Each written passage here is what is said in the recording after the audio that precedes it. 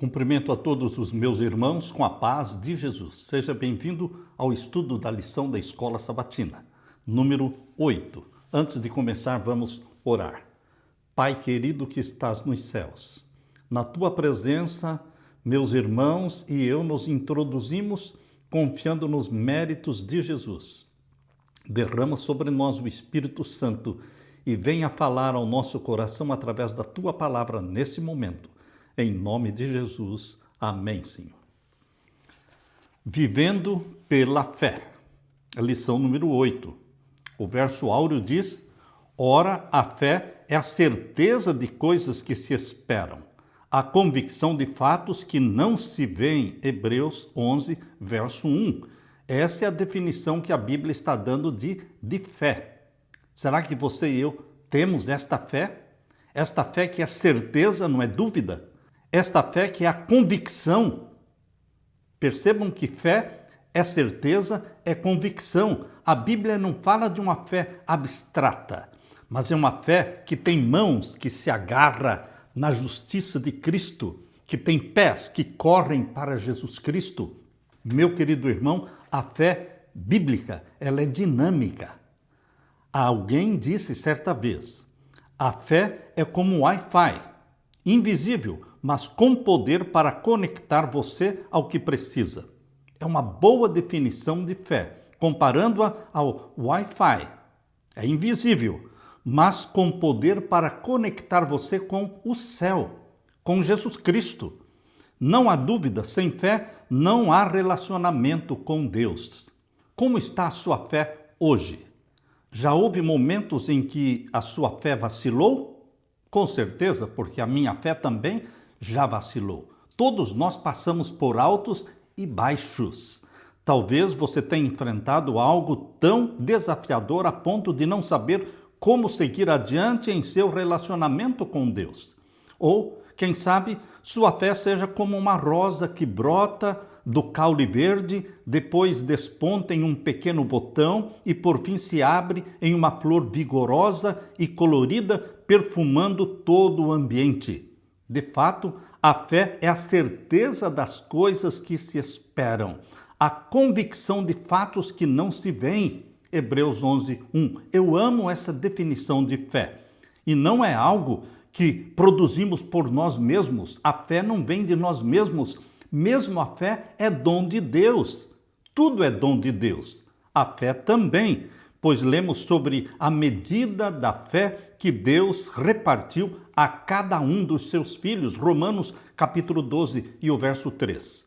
A fé é um dom de Deus. Efésios capítulo 2, verso 8 e verso 9. Ainda assim, nossa confiança no Senhor só é possível porque Ele está agindo em nós e por nós, através de nós. Nesta semana vamos explorar o tema da fé. O que fazer com a dúvida que surge de vez em quando? O que fazer com a incredulidade? O que, segundo Jesus, é uma fé robusta? O que é uma fé robusta? E o que significa ter a fé de Jesus? E o que significa ter a fé em Jesus? Que Deus nos dirija com o Espírito Santo esta semana nessa aventura de fé, aprendendo a viver pela fé. Aleluia! Na parte de domingo, basta um sinal. Talvez você já tenha ouvido alguém dizer: se eu visse o mar vermelho se abrir, se eu visse o maná caindo do céu, se eu tivesse visto Jesus curando o cego, se eu tivesse presenciado Jesus ressuscitando Lázaro, então eu creria. Não, meu querido irmão, você mesmo assim não creria, porque não são os milagres que nos fazem crer. É a fé em Jesus Cristo. Milhões e milhões já viram sinais, já viram prodígios, já viram milagres e não se converteram. Todos esses milagres, sinais e maravilhas estão registrados na Bíblia. E estas pessoas que leem hoje a travessia pelo Mar Vermelho, o maná sendo derramado sobre o povo de Deus por 40 anos, todos os que estão lendo esses milagres, por que não se convertem? É como se eles estivessem lá assistindo, mas, queridos, não são os milagres que nos convertem. Por que deveria ser mais fácil crer hoje do que foi para as pessoas dos tempos bíblicos? Os israelitas não possuíam a Bíblia como hoje nós temos a Bíblia, nem tinham uma longa história do povo de Deus para refletir sobre ela como nós temos hoje. Moisés destacou a importância de lembrar a direção e a bondade de Deus. Diferentemente deles, do povo daquele tempo, nós contamos com 6.000 anos de história bíblica, 6.000 anos da história do pecado na terra. Nós temos muitas evidências para crer, para fortalecer a nossa fé, meu querido irmão. Cada geração pede um sinal e hoje a nossa geração não é diferente das outras, mas os sinais estão à nossa volta. Em Mateus capítulo 24, vemos quantas coisas já se cumpriram e outras que estão se cumprindo diante de nós. Mesmo na época de Jesus, alguns pediam um sinal de que ele era de fato o Filho de Deus, embora muitos sinais já tivessem sido dados. Como Jesus respondeu àqueles que pediram um sinal? Abra sua Bíblia, vamos ler então em Marcos capítulo 8. Marcos capítulo 8, vamos ver então o verso 11 e 12. Aqui diz: os fariseus chegaram e começaram a discutir com Jesus e, tentando-o, pediram-lhe um sinal vindo do céu. Jesus, porém, arrancou do íntimo do seu espírito um gemido e disse. Jesus gemeu, uma angústia diante da incredulidade daqueles que já tinham visto sinais e estavam pedindo mais sinais. E ele disse: por que esta geração pede um sinal? Em verdade lhes digo que nenhum sinal será dado a esta geração. E deixando-os, tornou a embarcar e foi para o outro lado. Meu querido irmão, será que nós discutimos com Jesus e o colocamos à prova como fizeram os fariseus? Fazemos com que ele suspire profundamente por causa da nossa falta de fé, incredulidade, quando ele já nos deu razões, 1000 razões para crer? Esses sinais não eram aquilo de que os judeus necessitavam. Nenhuma prova meramente externa os beneficiaria. A necessidade deles não era de iluminação intelectual, mas de renovação espiritual. Não seria esse também o nosso caso hoje? Necessitados de renovação espiritual, necessitados de uma caminhada autêntica, real, passo a passo com Deus. Essa é a nossa necessidade hoje, meu querido irmão, minha querida irmã. Talvez não precisemos de mais um sinal, porque temos muita luz ao nosso alcance, luz abundante, especialmente em nossa própria Bíblia. Em vez de fazermos Jesus suspirar profundamente diante da nossa falta de fé, lembremos o que ele disse para Tomé. Memorize as palavras ditas a Tomé. Bem-aventurados são os que não viram e creram. Tomé queria ver para crer, mas Jesus está dizendo que os bem-aventurados são os que não viram e creram. Ou seja, eu desafio você, meu querido irmão, para crer para ver. Esse é o desafio, crer para ver. Porque os que esperam ver para depois crer, estes vão ficar pelo caminho, porque Deus abençoa aqueles que vivem pela fé. Pela fé, nós cremos antes de ver, nós agradecemos o perdão antes de sentir o perdão, nós agradecemos a cura antes de sentir a cura. Eu não preciso ver o milagre, eu já louvo a Deus pelos milagres que já foram realizados no passado. Ele já deu inúmeras razões para você crer nele. E ainda assim mesmo, com todas essas evidências, sempre existe espaço para a dúvida. Deus intencionalmente deixou na Bíblia ganchos para pendurar dúvidas. Quem quiser duvidar, é possível duvidar, porque Deus intencionalmente deixou na Bíblia ganchos para os que não são sinceros pendurarem as suas dúvidas.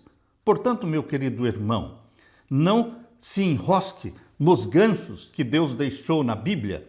Pela fé, alimente-se do alimento que está disponível a você. Não fique preocupado com aquilo que você ainda não entende, mas pratique aquilo que você já entende. Em apenas 60 segundos, Como você descreveria sua fé em Deus? Que tipo de fé você tem em Deus? O que sua resposta revela sobre a sua caminhada com Jesus? Viva pela fé, não pela vista. E que a sua fé não seja abstrata, mas que a sua fé seja a mão que se agarra nos méritos de Jesus Cristo, que a sua fé sejam os pés que correm para Jesus Cristo. Meu querido irmão, faça parte do time daqueles que creem, e porque eles creem, eles verão a glória de Deus. Aleluia! Na parte de segunda-feira, Jesus vê nossa fé. Jesus conhece todas as coisas. Compare como Jesus descreveu a fé dos seus discípulos em Marcos 4,40 com a fé daquela mulher de Mateus 15, 21 a 28. Primeiramente, você lê Marcos capítulo 4 e o verso 40. Aqui no verso 40, Jesus diz: Então Jesus lhes perguntou, por que vocês são tão medrosos? Como é que ainda não têm fé? E eles, possuídos de grande temor, diziam uns aos outros: quem é este que até o vento e o mar lhe obedecem? Meu querido irmão, Jesus Cristo repreendeu os discípulos por falta de fé. E agora, Jesus Cristo elogiou a mulher cananeia. Abra sua Bíblia agora em Mateus capítulo 15. Aqui está, Mateus capítulo 15, verso 21 em diante. O elogio de Jesus para uma mulher pagã. Aqui diz, verso 21, saindo dali, Jesus foi para a região de Tiro e Sidom, e eis que uma mulher cananeia, que tinha vindo daqueles lados, clamava: Senhor, filho de Davi, tenha compaixão de mim, minha filha está horrivelmente endemoniada. Esta mãe estava desesperada, a filha estava possessa pelo demônio. Verso 23, Jesus, porém, não lhe respondeu palavra. Jesus não deu nenhuma resposta. Você pode pensar, Jesus foi rude? Não, meu querido irmão. Jesus estava testando o amor e a conversão dos seus discípulos. Ele queria saber qual será a reação dos discípulos diante desta mulher que está gritando atrás de nós. Verso 23, Jesus, porém, não lhe respondeu palavra. Então os seus discípulos, aproximando-se, disseram: mande-a embora, pois vem gritando atrás de nós. Será que alguém é mandado embora enquanto ele está gritando por misericórdia, por socorro, pelo nome, pelo sangue de Jesus? Você pensa que alguém vai ser mandado embora? Alguém vai ser lançado fora? Jesus disse: aquele que vem a mim, de maneira nenhuma eu o lançarei fora. Creia na palavra que saiu da boca de Jesus, porque ele é o mesmo ontem, hoje e eternamente. Jesus estava testando os discípulos que não tinham amor, que não tinham a bondade no coração. Eles pediram para Jesus mandar a mulher embora. Mas Jesus disse: não fui enviado senão as ovelhas perdidas da casa de Israel. Os discípulos se alegraram com esta resposta de Jesus, porque parece que estava confirmando a rejeição deles daquela mulher cananeia. Não fui enviado senão as ovelhas perdidas da casa de Israel. Os discípulos ficaram radiantes com esta resposta e pensaram: foi bem no olho desta mulher. Ela recebeu uma resposta que merecia. E agora o verso 25, ela porém veio e o adorou. Diante daquelas palavras duras que Jesus falou. Mas Jesus não estava dando a resposta dele. Jesus estava dando uma resposta de acordo com o pensamento dos discípulos, que rejeitavam a mulher por ser cananeia. Então, esta mulher veio e adorou Jesus Cristo. Meu querido irmão, o que você faz na hora difícil? Mesmo que você se sinta rejeitado por Deus, você não está sendo rejeitado por Deus, mas mesmo que você se sinta rejeitado por Deus, o que você deve fazer? Adorar. Adorar. Jó, quando perdeu bens, animais, toda a propriedade, todos os bens, os filhos, Jó se lançou em terra e adorou ao Senhor. O que você faz na hora difícil da sua vida? Adorar. Essa mulher se ajoelhou e o adorou, dizendo: Senhor, me ajude. O coração de Deus não suporta uma palavra de clamor, Deus não suporta ouvir um pedido de socorro e ficar sem fazer nada. Por isso diz aqui o verso 26. Jesus respondeu: não é correto pegar o pão dos filhos e jogá-lo aos cachorrinhos. Diante desta resposta, os discípulos ficaram mais radiantes ainda, porque Jesus estava falando exatamente o que eles gostariam que Jesus falasse, rejeitando, desprezando, espezinhando aquela mulher cananeia. Mas, meu querido irmão, Jesus Cristo estava reservando algo grande para esta mulher. E aqui diz o verso 27, a mulher disse: é verdade, Senhor, pois os cachorrinhos comem das migalhas que caem da mesa dos seus donos. Então Jesus exclamou: mulher, que grande fé você tem, que seja feita como você quer. E desde aquele momento a filha dela ficou curada. Ela foi recompensada pela fé. Uma fé que mesmo mediante aquela aparente rejeição, não desistiu. Mesmo sendo espezinhada, discriminada, ela não desistiu.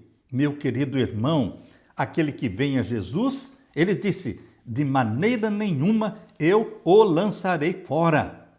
Lucas capítulo 7, verso 1 a 10. O que esse relato me ensina sobre a fé? Lucas capítulo 7 e os versos 1 a 10. Leia comigo. Tendo Jesus concluído todas as suas palavras dirigidas ao povo, entrou em Cafarnaum, e o servo de um centurião, a quem este muito estimava, estava doente, quase à morte.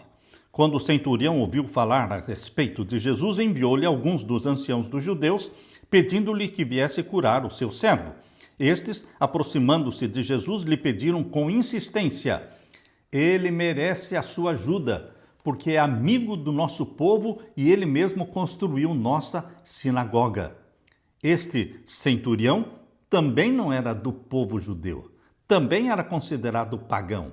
Mas agora, como os judeus tinham recebido alguns benefícios dele, eles tinham interesse neste homem porque ele tinha condições de ajudar financeiramente a sinagoga. Por isso eles dizem aqui: ele mesmo construiu a nossa sinagoga. Então, por interesse, os discípulos pediram para que Jesus Cristo tratasse esse homem de maneira diferente daquela que tratou a mulher cananeia. Puramente por interesse. Eles não tinham se convertido ainda.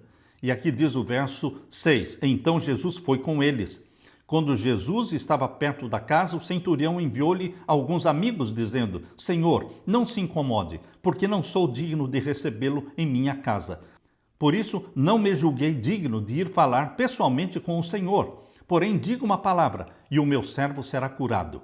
Porque também eu sou homem sujeito à autoridade, tenho soldados às minhas ordens, e digo a este: vá, e ele vai, e a outro: venha, e ele vem, e ao meu servo: faça isso, e ele faz.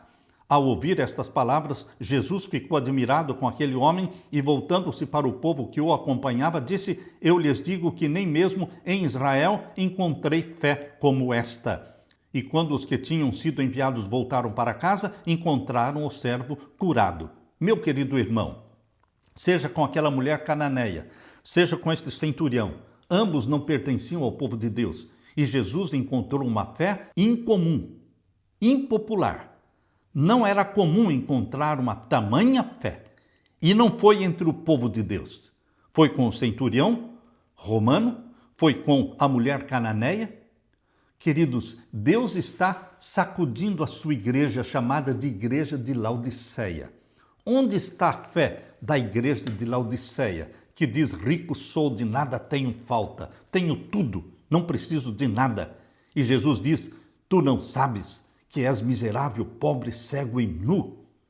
Eu te aconselho a comprar de mim ouro provado no fogo, vestidos brancos para que te vistas e o colírio para ungires os teus olhos.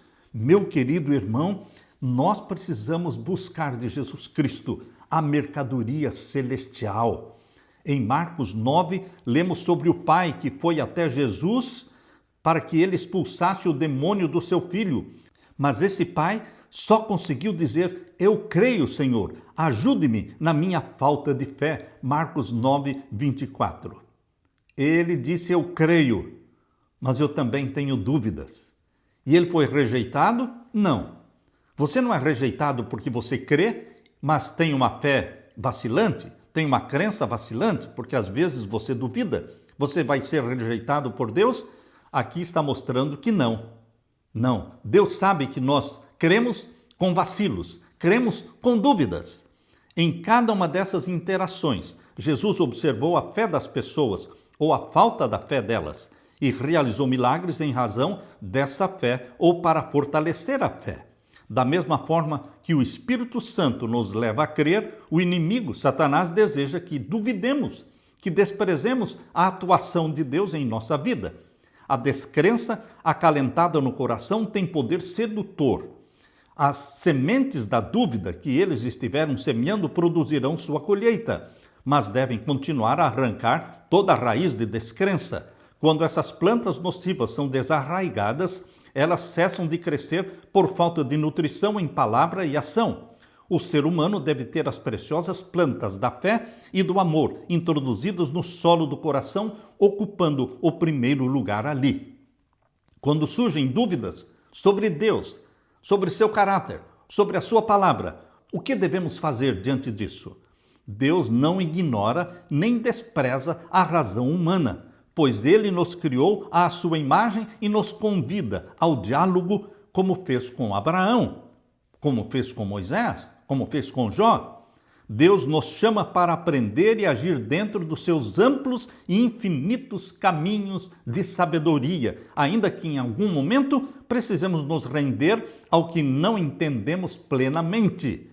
Não espere entender tudo para depois crer, porque aí não haveria razão nenhuma para a fé. A fé você é crer naquilo que ainda não entende, crer naquilo que você ainda não viu.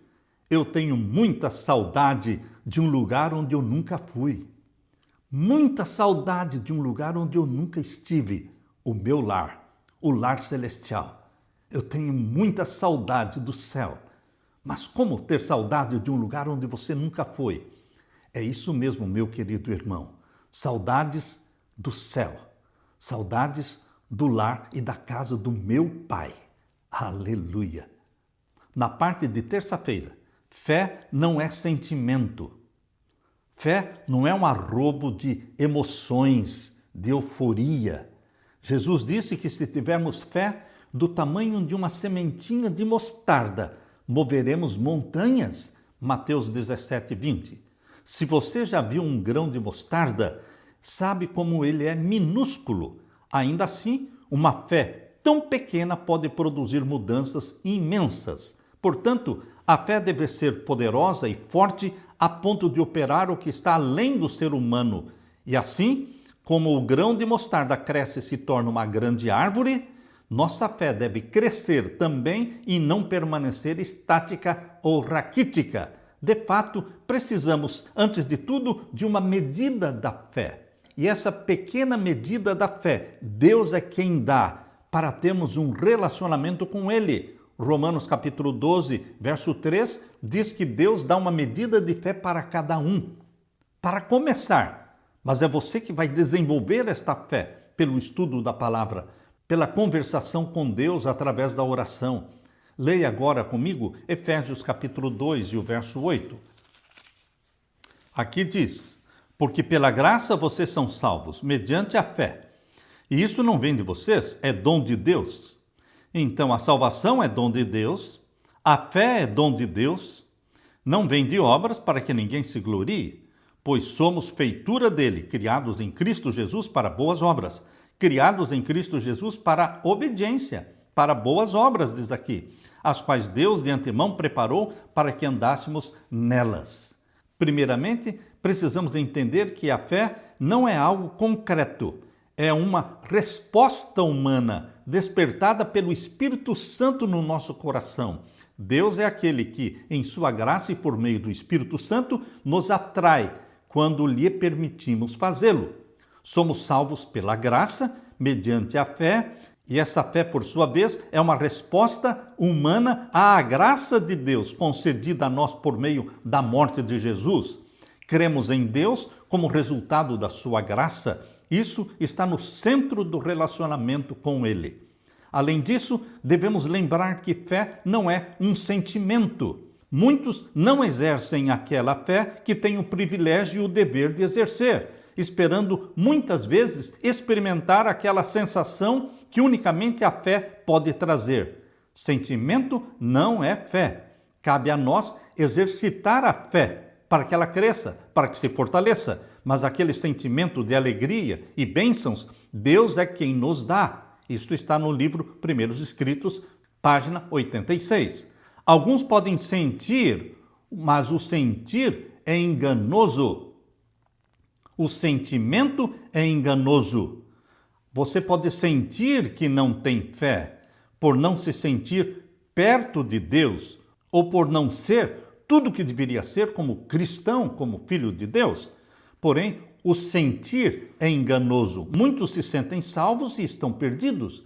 Outros se sentem perdidos, mas estão salvos, porque o sentimento humano é enganoso. Enganoso é o coração humano. Quem o conhecerá? Queridos, a fé é confiar em Deus não só quando tudo vai bem, mas também confiar em Deus na tempestade ou quando não entendemos o que está acontecendo.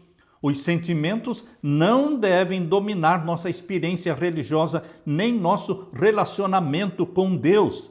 Os sentimentos existem, mas não podem ser a base das nossas decisões, não pode ser o fundamento da nossa experiência religiosa. Os sentimentos são falhos.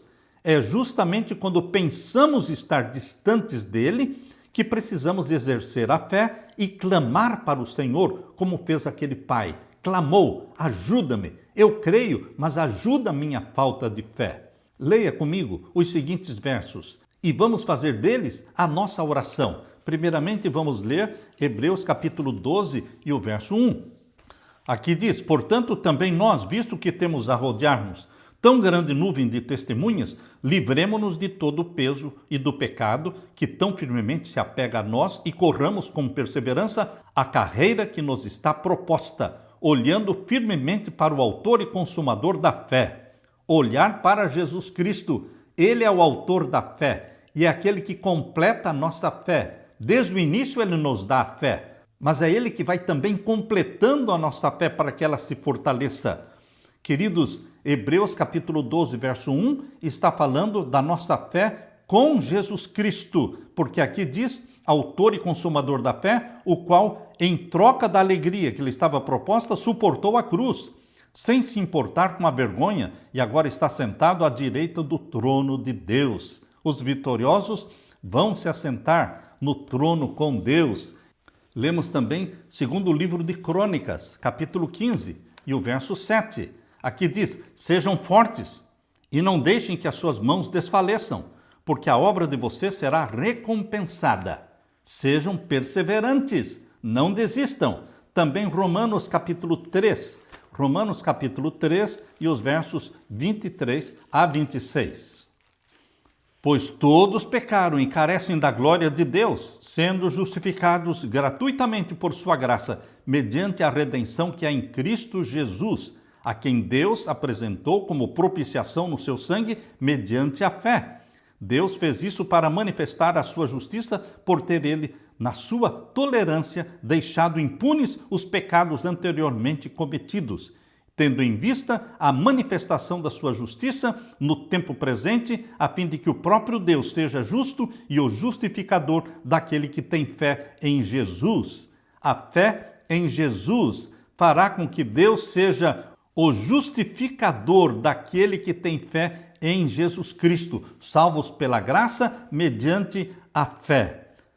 Lendo esses versos, nós podemos colocar esses versos na nossa oração, fortalecendo a nossa fé com Deus. Meu querido irmão, fé não é sentimento. Fé é apegar-se a Jesus Cristo. Fé é crer no invisível, porque Moisés viveu pela fé como aquele que via o invisível. Pela fé você faz decisões sérias na sua vida, porque a fé é o caminho que nos leva até Jesus Cristo. Em Jesus Cristo você encontra a fonte da graça. E pelo sangue de Jesus Cristo, que existe em abundância na fonte da graça, você é salvo, é perdoado. Aleluia! Na parte de quarta-feira, exemplos de fé. Estude Hebreus capítulo 11. É muito bom ler o capítulo 11 de Hebreus. Eu convido você para que me acompanhe na leitura de Hebreus capítulo 11. Esse é o capítulo do desfile da fé, a avenida da fé. E aqui você vai encontrar dezenas de heróis e heroínas da fé. Lemos então Hebreus capítulo 11, começando com o verso 1. A definição de fé. Ora, a fé é a certeza de coisas que se esperam, a convicção de fatos que não se veem. Verso 3. Pela fé entendemos que o universo foi formado pela palavra de Deus. Pela fé você é criacionista, não evolucionista. Você não precisa ter assistido ou visto os atos criadores de Deus lá na semana da criação. Não. Pela fé você crê que Deus falou e tudo apareceu. Por isso diz aqui, pela fé entendemos que o universo foi formado pela palavra de Deus. Ele falou e tudo apareceu, de maneira que o visível veio a existir das coisas que não são visíveis. E o verso 4, pela fé Abel ofereceu a Deus um sacrifício mais excelente do que Caim. Abel, exemplo de fé, o primeiro exemplo de fé, Abel, que mesmo depois de morto, ainda fala. Como é que Abel está falando depois de morto? Pelas suas obras, pela sua fé. Porque Caim matou Abel, mas não matou a fé de Abel, porque a fé de Abel é exemplo para você hoje, é exemplo para mim. Pelo exemplo de Abel, nós continuamos firmes, mesmo diante de um decreto dominical, mesmo diante de um decreto de morte. Mesmo diante da morte, você vai permanecer firme e fiel. Pela fé, Enoque foi levado a fim de não passar pela morte. Não foi achado porque Deus o havia levado, pois antes de ser levado obteve testemunho de que havia agradado a Deus. Pela fé, Enoque foi trasladado para o céu. Deus o tomou para si. Ele está lá no céu.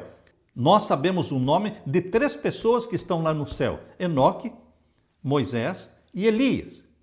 E não sabemos os nomes daquela multidão que ressuscitou com Jesus, em Mateus capítulo 27, versos 51 a 53. Ali fala que uma multidão de santos ressuscitou com Jesus no primeiro dia da semana. Ressuscitaram glorificados, já estão no céu, as primícias dos mortos. Pela fé, eles já estão lá. E agora o verso 6. De fato, sem fé é impossível agradar a Deus, porque é necessário que aquele que se aproxima de Deus creia que ele existe e que recompensa os que o buscam. Verso 7. Pela fé Noé, mais um herói da fé. Primeiro Abel, depois Enoque, agora Noé. Mais um herói da fé desfilando pela avenida da fé. Noé, divinamente instruído a respeito do acontecimento que ainda não se via e sendo temente a Deus, construiu uma arca para a salvação da sua família. Você tem que fazer alguma coisa para salvar a sua família, meu irmão, minha irmã, pais e mães. Precisamos fazer algo, construir uma arca para que a nossa família esteja pronta e passe pela angústia qual nunca houve. Existe na Bíblia, na profecia, uma angústia qual nunca houve. Há um momento de muita crise, muita perseguição, e você precisa construir uma arca para a sua família, ser salva nesse momento de angústia qual nunca houve. Por isso aqui diz que Noé construiu uma arca para a salvação da sua família. Assim ele condenou o mundo e se tornou herdeiro da justiça que vem da fé. O próximo herói da fé que aparece no desfile é Abraão. Pela fé, Abraão, quando chamado, obedeceu a fim de ir para um lugar que devia receber como herança e partiu sem saber para onde ia. É fácil falar isso, partiu sem saber para onde ia. Difícil é você praticar isso, você sair sem saber dizer para onde está indo. E ele não saiu sozinho, ele saiu com uma caravana muito grande, com muitos animais, com muito gado, com muitas ovelhas, e com familiares e com empregados. E todos perguntavam para ele, para onde vamos? Não sei, mas vamos caminhando. Deus vai mostrar. Não é fácil, não é fácil. Pela fé, peregrinou na terra da promessa como em terra alheia, habitando em tendas com Isaque e Jacó, herdeiros com ele da mesma promessa. porque Abraão aguardava a cidade que tem fundamentos, da qual Deus é o arquiteto e construtor. Meu querido irmão, viva você no Brasil, viva você nos Estados Unidos, ou viva você onde quer que for. Nosso país, nossa terra, nossa pátria não é aqui. Aguardamos o novo céu, a nova terra. Nós aguardamos a cidade cujo construtor e arquiteto é Deus, a nova Jerusalém, meu querido irmão. Somos peregrinos aqui, estamos de passagem. Não podemos ficar criando raízes aqui, porque nossa cidadania é do céu. Verso 11, pela fé também a própria Sara, apesar de não poder ter filhos, já ser idosa, recebeu poder para ser mãe, pois considerou fiel aquele que lhe havia feito a promessa. Por isso também, de um só homem, praticamente morto, saiu uma posteridade tão numerosa como as estrelas do céu e inumerável como a areia que está na praia do mar. Todos estes morreram na fé. Não obtiveram as promessas, mas viram-nas de longe e se alegraram com elas, confessando que eram estrangeiros e peregrinos na terra. Eles confessaram que eram estrangeiros e peregrinos na terra. E você, meu querido irmão, será que você e eu estamos confessando e mostrando que somos peregrinos e estrangeiros na terra? Ou estamos somente criando raízes, fincando raízes aqui nesta terra que será queimada? Tudo vai ser queimado.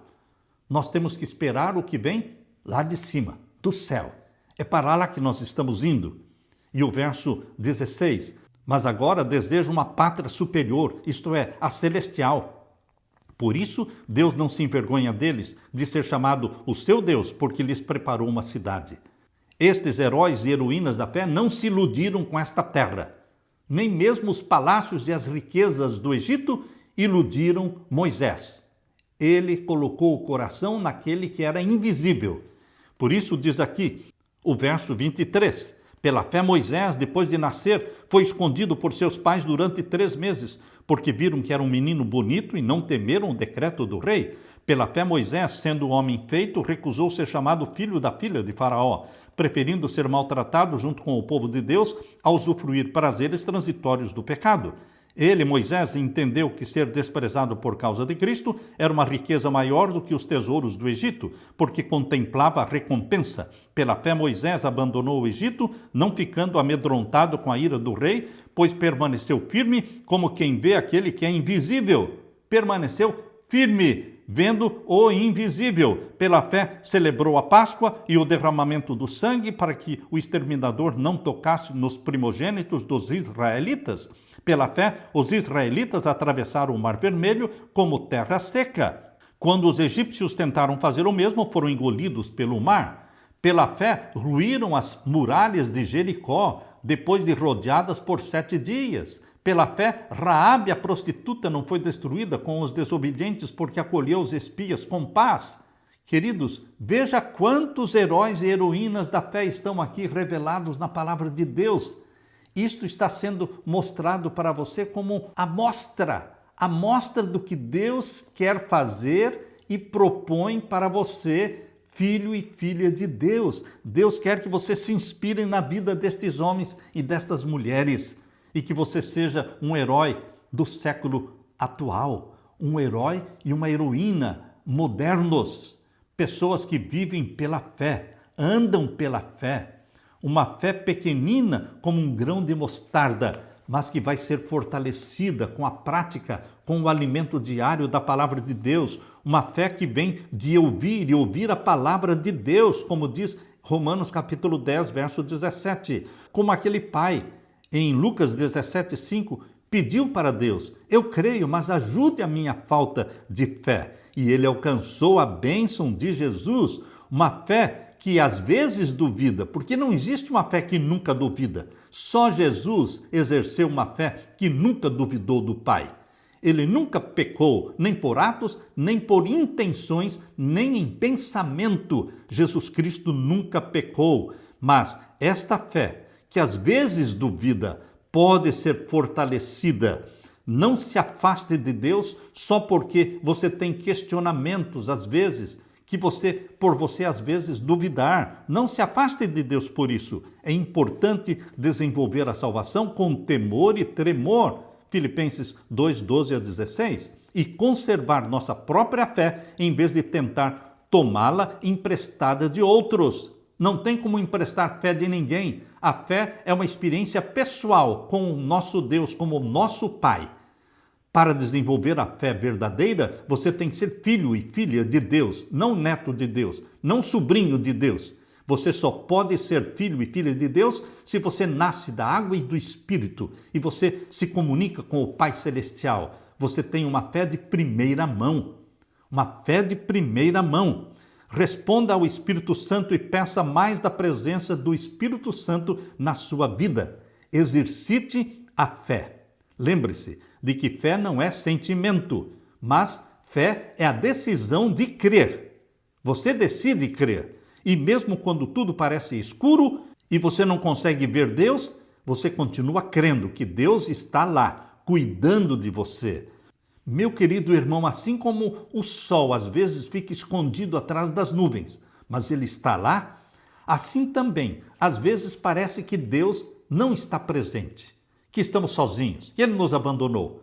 Mas pela fé, creia que ele está lá. Assim Deus, nosso Pai, assim Jesus Cristo também está com você, mesmo quando atravessando pelo vale da sombra da morte. Acredite, o Senhor está comigo. A tua vara e o teu cajado me consolam. Aleluia. Na parte de quinta-feira, a fé de Jesus. A fé de Jesus que ele desenvolveu pessoalmente no relacionamento com o Pai, sendo batizado pelo Espírito Santo, comunicando-se com o Pai todos os dias, pela oração.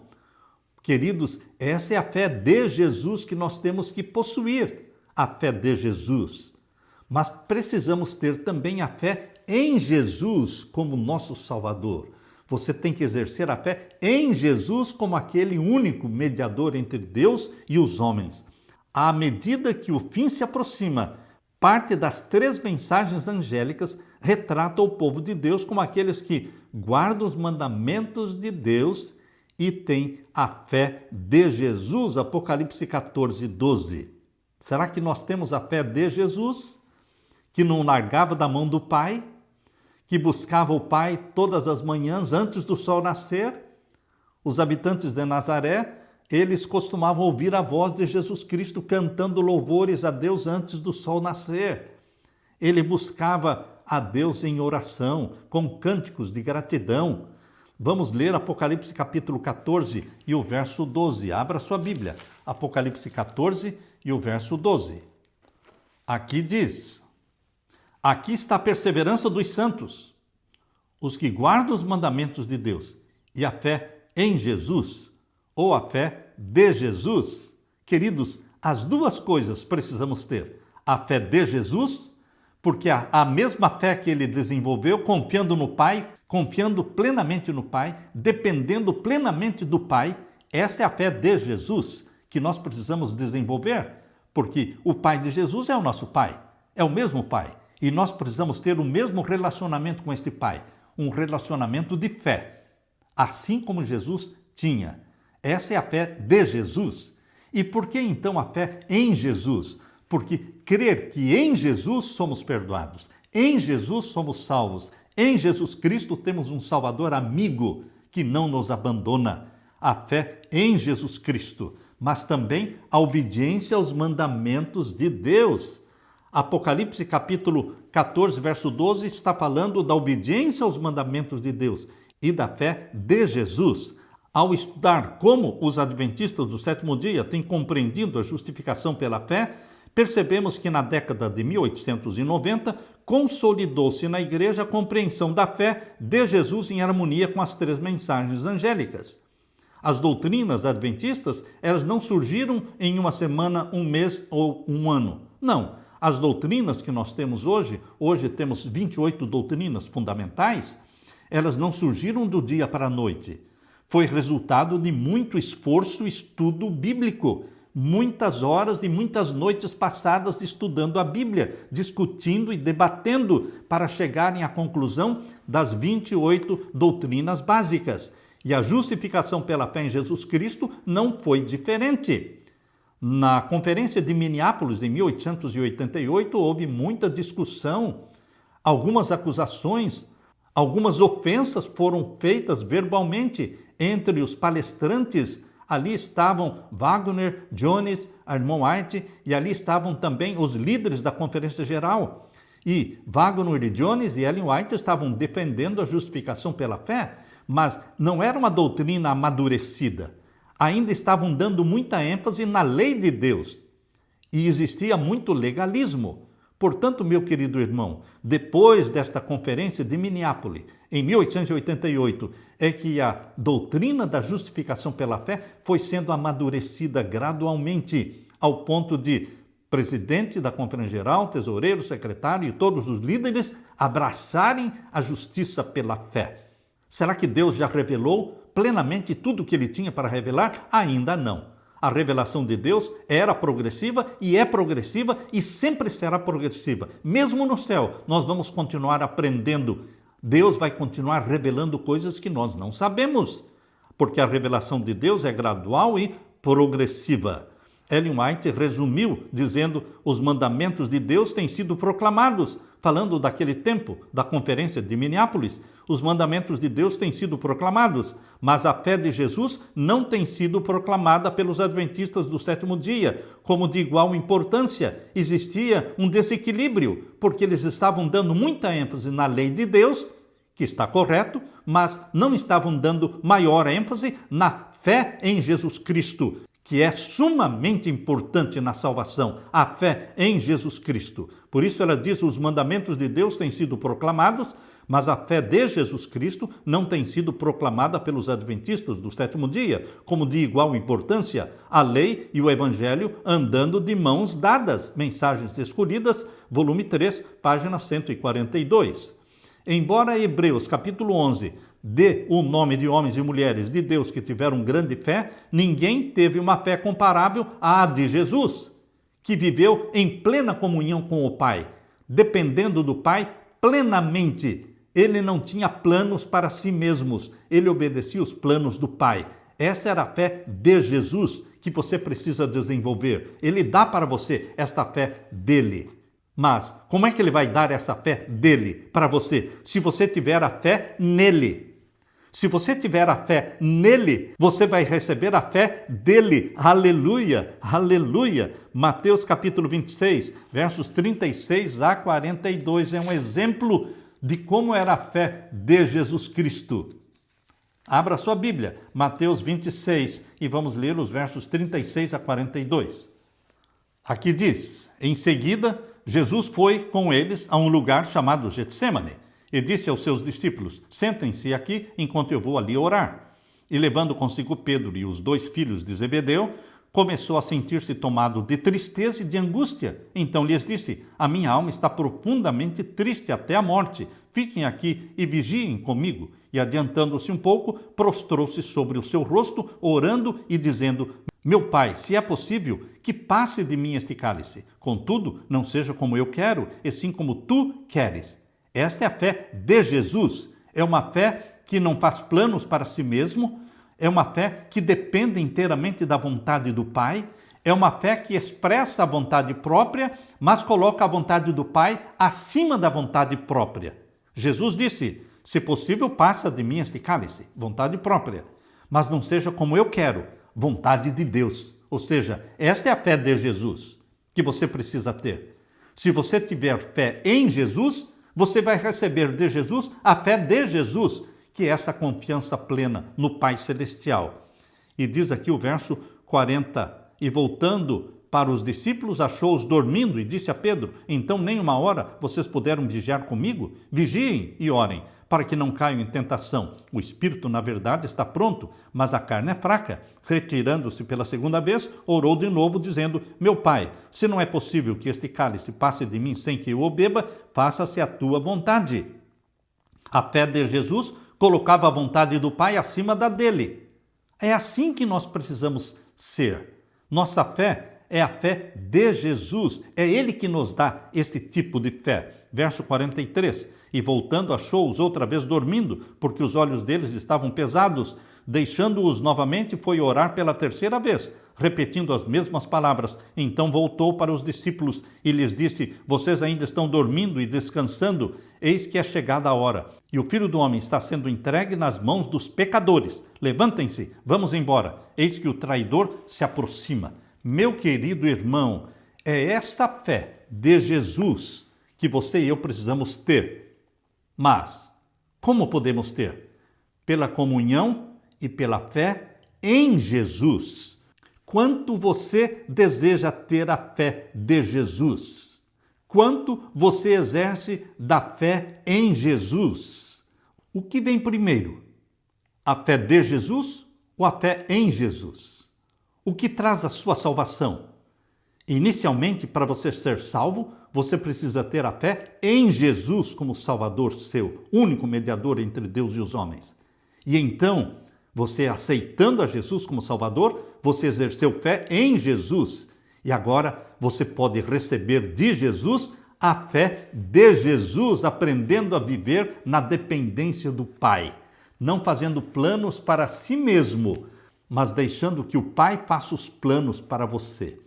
E o Pai vai revelar para você cada dia, cada manhã, os planos e a agenda do dia. Coisa alguma é aparentemente mais desamparada e, na realidade, mais invencível do que a alma que sente não ser nada, mas confia inteiramente nos méritos do Salvador. Coisa alguma é aparentemente mais desamparada, mas, por outro lado, é invencível. Por quê? Porque esta alma que confia inteiramente nos méritos do Salvador, ela se torna invencível diante das tentações de Satanás. Pela oração, pelo estudo da palavra de Deus, pela fé em sua constante presença, a mais fraca das criaturas humanas pode viver em contato com o Cristo vivo, e ele a segurará com a mão que nunca a soltará. Jesus Cristo vai segurar você com mãos que nunca vão soltar você. Aquele que vem a mim, de maneira nenhuma eu o lançarei fora. Venha Jesus Cristo, meu irmão, exerça a fé em Jesus Cristo e receba a fé de Jesus, que é inteira e completa submissão ao Pai. Aleluia! Deixe-me orar com você. Pai querido que estás nos céus, te louvamos pelo Salvador Jesus Cristo. Te louvamos pela salvação em Jesus Cristo, pela fé que exercemos em Jesus como único mediador entre Deus e os homens.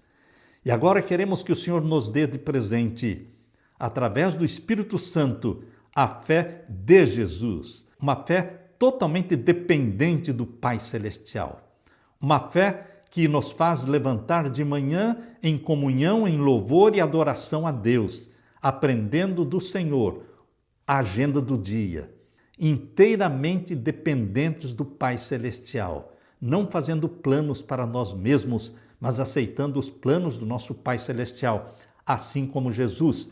Esta é a fé de Jesus. Obrigado, Pai amado, batiza-nos com o Espírito Santo, em nome de Jesus pedimos. Amém e amém. Deixo com você, meu irmão, minha irmã, a paz de Jesus. Amém.